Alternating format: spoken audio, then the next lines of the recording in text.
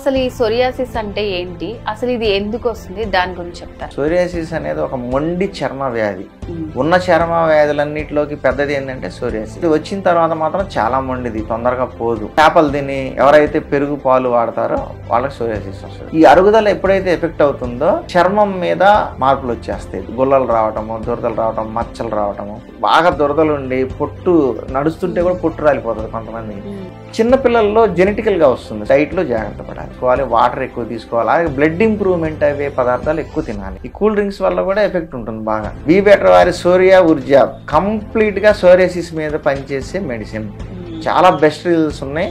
దీంతో పాటు ఆయిల్ కూడా దొరుకుతుంది. సోరియాసిస్ అన్నాక ఎక్స్టర్నల్ అప్లికేషన్ కూడా మంచి క్యాప్సూల్స్ వచ్చేసి ఉదయము సాయంత్రము తిన్న తర్వాత ఒక క్యాప్సూల్ వేసుకొని నీళ్లు తాగొచ్చు, గోరువెచ్చటి నీళ్లు. ఇది ఆయుర్వేదంలో ఎక్స్ట్రాక్ట్ చేస్తున్నారు కాబట్టి ఎటువంటి సైడ్ ఎఫెక్ట్స్ రావు.